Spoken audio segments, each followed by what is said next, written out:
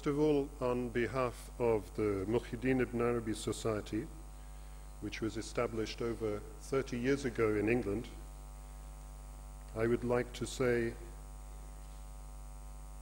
thank you and thank you and thank you to the organizers of this conference, the first of its kind in Istanbul and Damascus together, a collaboration which is evidence of a new breath, a new spirit in the world. And I'm honored to have the opportunity to address this distinguished gathering. I know that many of you were expecting William Chittick to speak about the wisdom of animals, as it is in the program. So this is another view of the wisdom of animals, entitled, O Marvel. This refers to the famous lines of Ibn Arabi's poem, O marvel, a garden amidst the flames. My heart has become capable of all forms.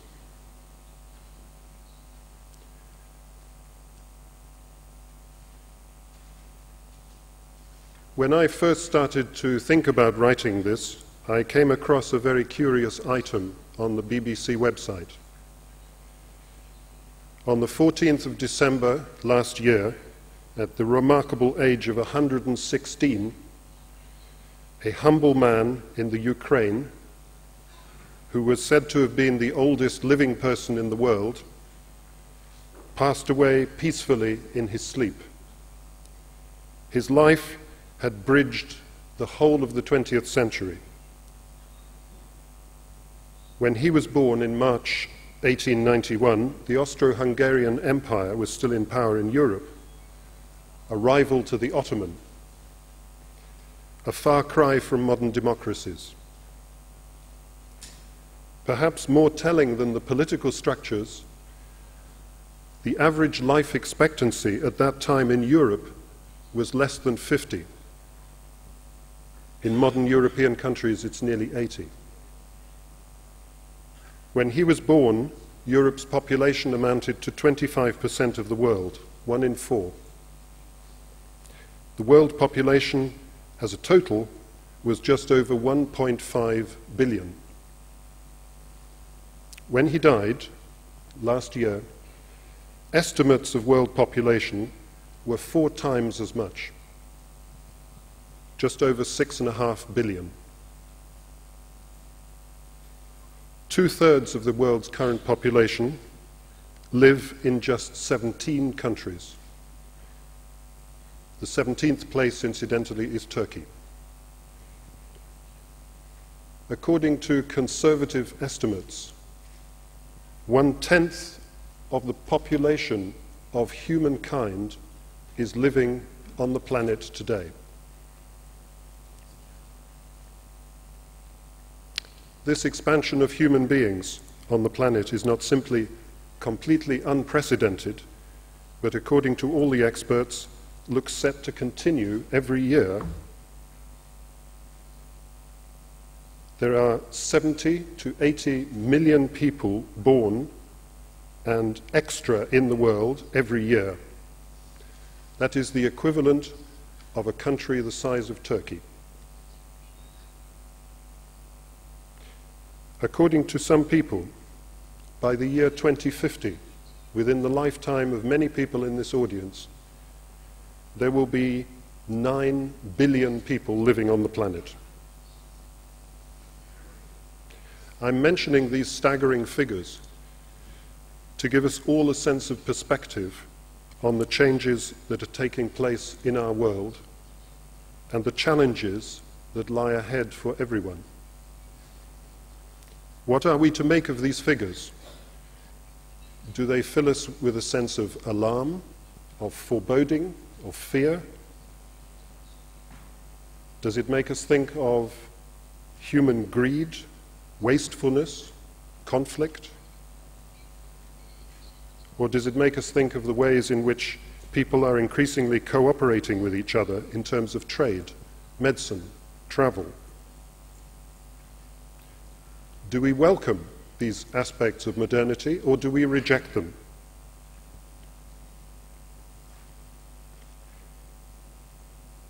In 1798, Malthus predicted that the food supply would be unable to keep up with population growth.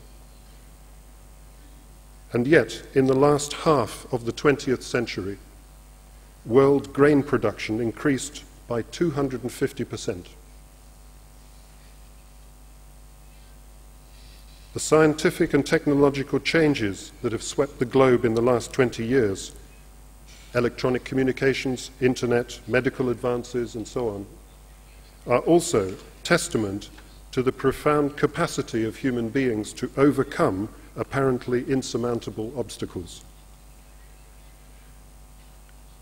The development economist Jeffrey Sachs refers to the current time as the age of convergence, where it is feasible to extend the high standards of living enjoyed by few rich countries to every country, where poverty could be eradicated, where economic development and advanced technology and medicine could become a worldwide phenomenon.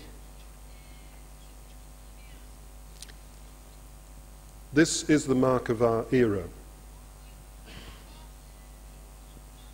As population has grown, societies have become increasingly complex and specialized until we now enter an era of globalization in which systems of governance, law, culture, and thought are converging with all the problems that that entails.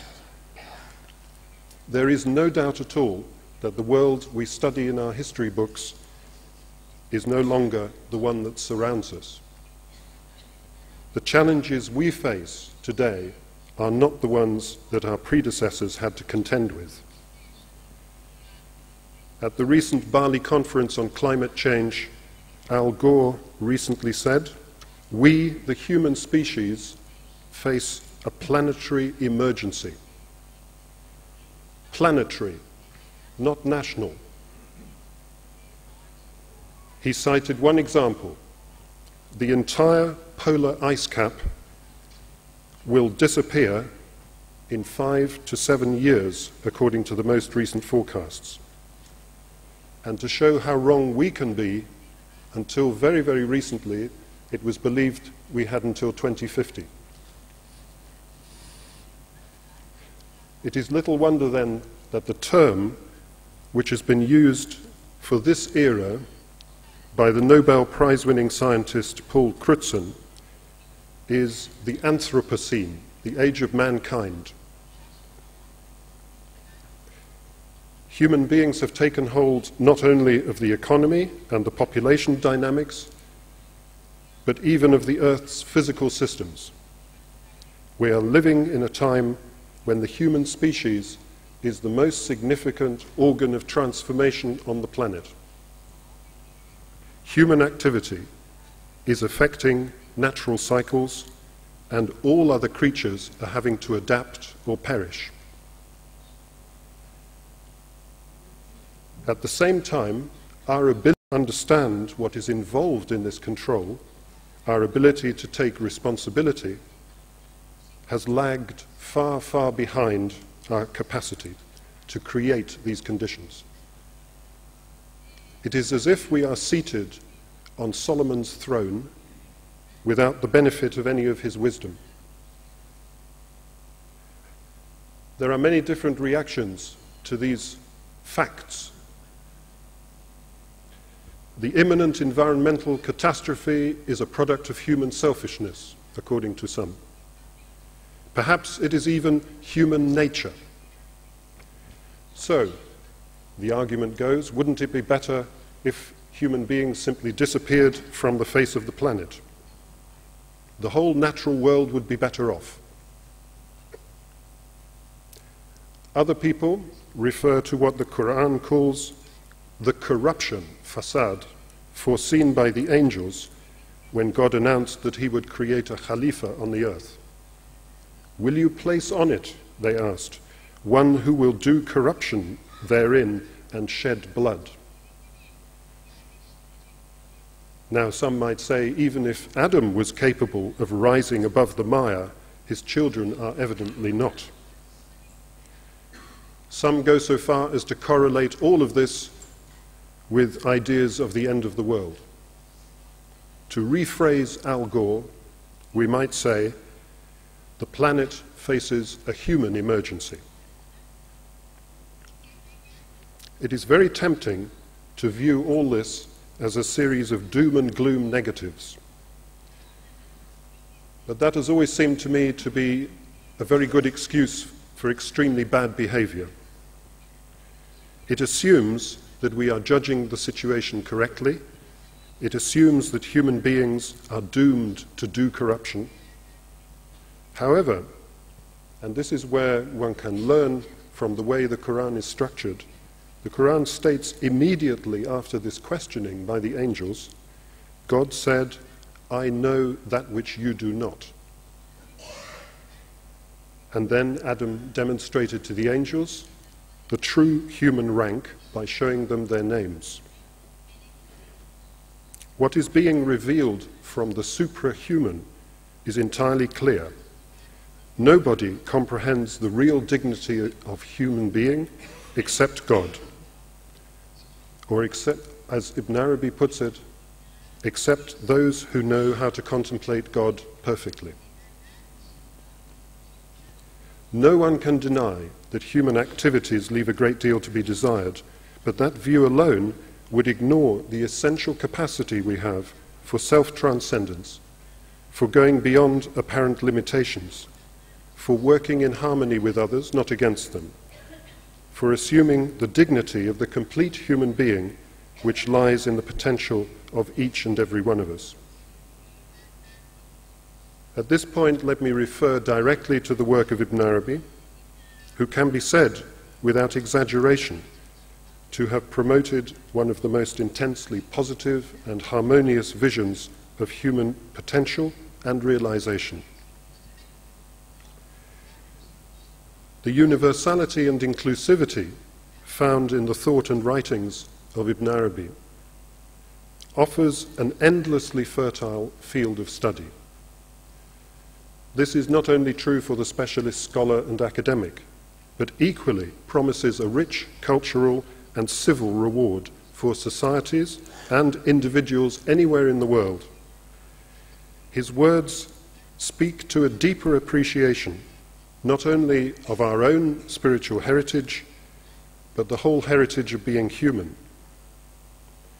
Beyond even the vast scope of the Abrahamic tradition, there is no culture and no form of belief to which he cannot speak, since he stresses four fundamental things. First of all, the essential unity of all life, of all living things, and for him all things are living. Secondly, the highest possible rank of the true human being, irrespective of gender, class, or nation, or any other description. Thirdly, the ultimate supremacy of divine mercy and infinite compassion at every level.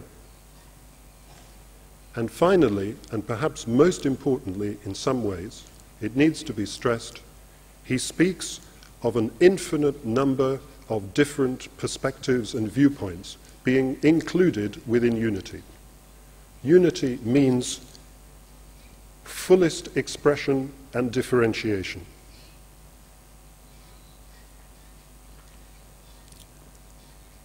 I'd like to quote a small passage from his Futuhat, which is like a cautionary tale in the light of the current dilemmas that face us.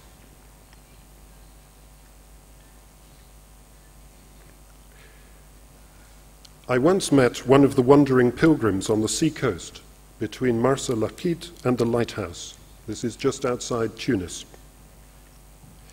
The man told me that on the same spot he had come across one of the saints, one of the Abdal, walking upon the waves of the sea. And then the man recounts the story. I greeted him and he returned my greeting. This was a time of great injustice and oppression in the country, so I asked him what he thought of all the injustices that were happening in the land. He glared at me angrily and said, "What is that to you or any of God's servants? Don't speak of anything except that which is good. May God grant you help and accept your apology for that." At first sight, a typical quietist, saintly viewpoint. Forget the world. Disengage from worldly realities. Don't look at the terrible things which people are doing. Concentrate on the reality behind all phenomena. However, there is far more to it. As Ibn Arabi observes, lacks, defects, impurities are matters of accident. They don't belong to the real us. What is essential, what is pure.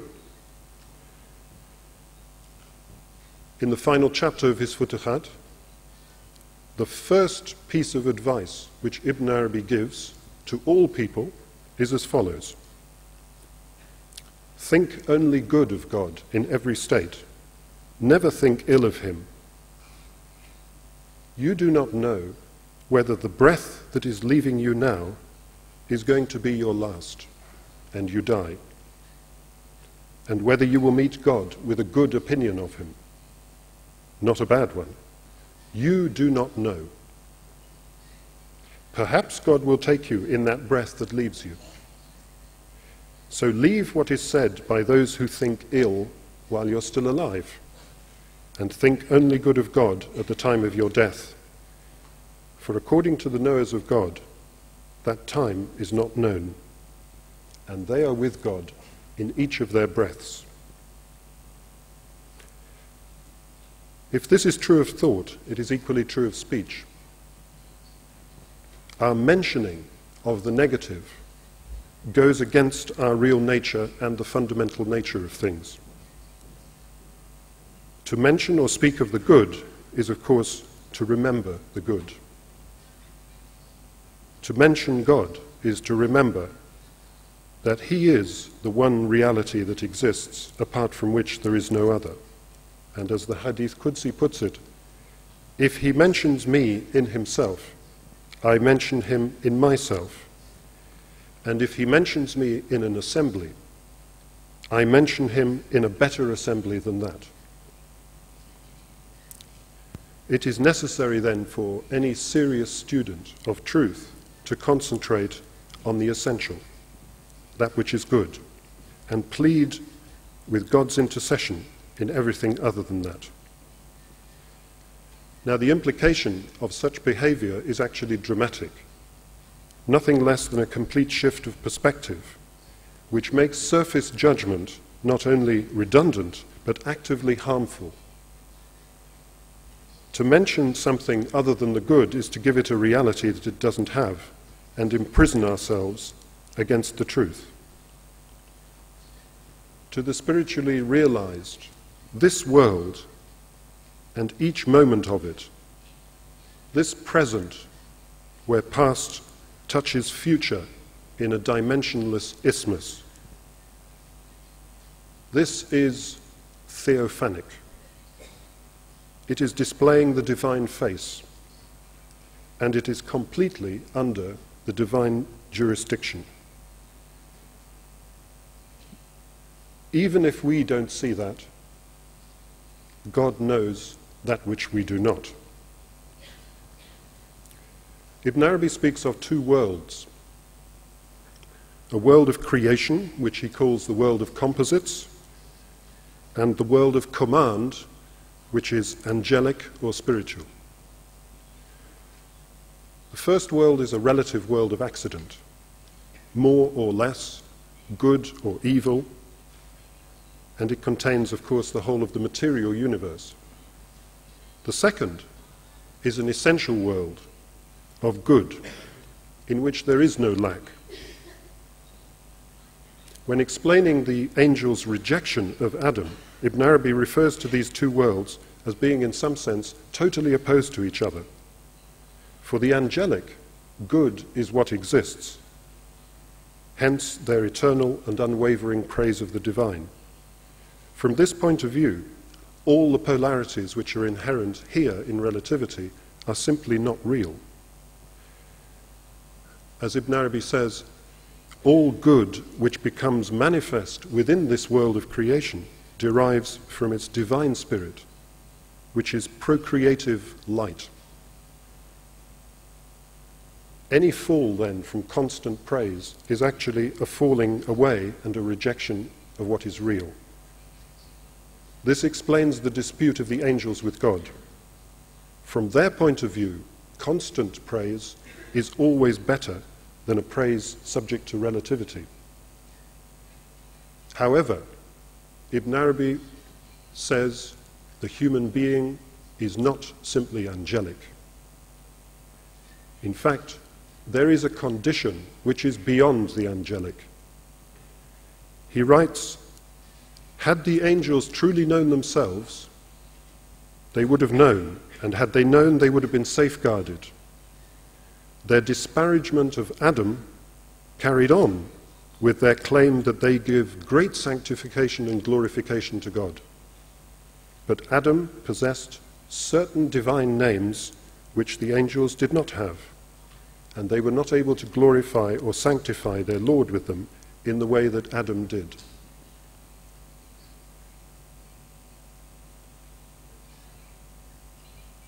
On the face of it, Ibn Arabi is saying that Adam is superior to the angels, and yet the inference that he draws from the story is that this is a divine education for human beings in our condition. Unless we know ourselves in our real Adamic nature as the divine image, in other words, as God knows us, our knowledge is provisional and subject to error. We may think we are right, but we remain veiled by our own selves, and we cannot imagine anything superior. We may be right in our own eyes, and yet utterly wrong. This points out what should be our fundamental attitude to truth. Complete prostration before the one who is eminent might and all-knowing. And that prostration is exactly what the angels displayed after their dispute. Ibn Arabi is therefore depicting the human as the divine image, infinitely capable of reflecting all the names and qualities, receptive of all forms. The human being molded with the two hands of God, who receives the divine spirit. The human as complete mirror to God. The human as the supreme barzakh, the isthmus between God and creation, the eye of the world, as Professor Kilic put it, between the infinite unknown and the worlds of manifestation. This is not simply for him a theoretical schema that involves simply our minds. It is the actuality behind our experience if we only knew and saw. Ibn Arabi is always keen to point out that the Arif, the Gnostic, is exactly like everybody else, except he sees and he knows. If we only knew and saw, we would become human. If the waters of our individual nature were stilled, the total divine image would be capable of manifesting on its surface as it really is. The full human potential within awaits our consent to manifest, yet we imprison this reality within a construct we call ourselves and others. In the famous Hadith Qudsi, which Ibn Arabi quotes often, I was sick and you did not visit me, indicating that the reality of the other is in fact one of my servants. And had you visited him, you would have found me with him. If we were to understand the true import of this saying, we would see that the sickness does not lie in others outside us, but in our own self. And only then could we begin the real visiting and finding of the divine. Ibn Arabi's famous poem, "O marvel, my heart has become capable of all forms," is not a creed of a theoretical unity where all religions are somehow melded into one. This is the direct perception of someone who has realized his true humanity and articulates the joy of his discovery to awaken this potential in others. This is a marvelous integration which gives full value to differentiation. As he thunderously proclaims in one of his early works, the Anka Mukhrib, so recognize, know your God before death comes, lest you die and you are still held captive by convention.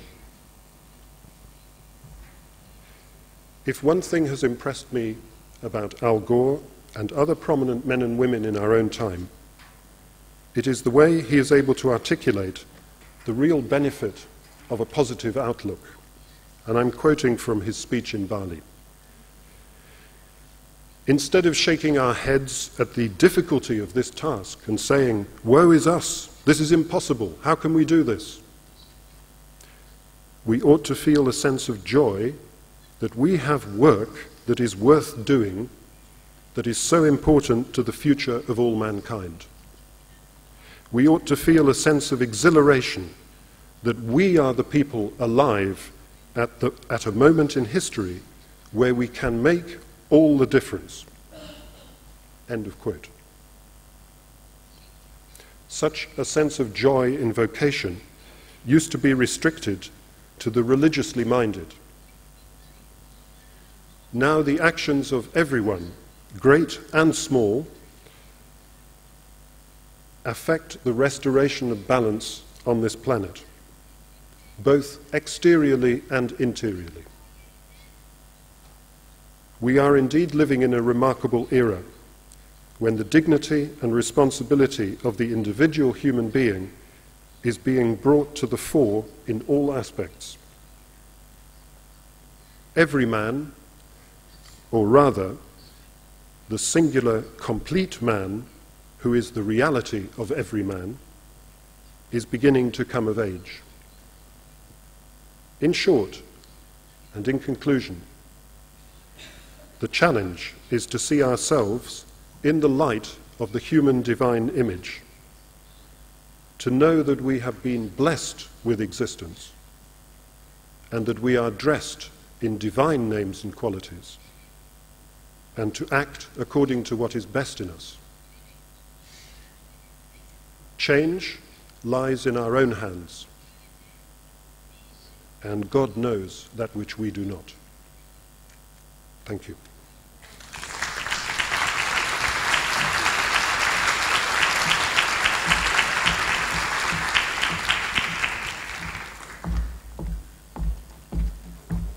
Thanks a lot. Should you wait, please, a moment?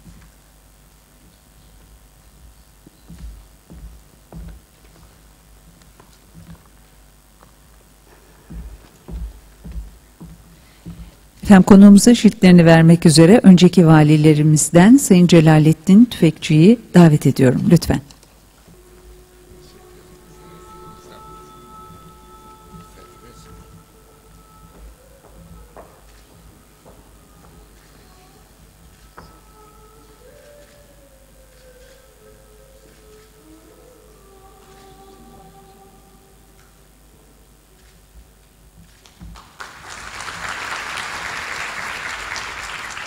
Çok teşekkür ederiz.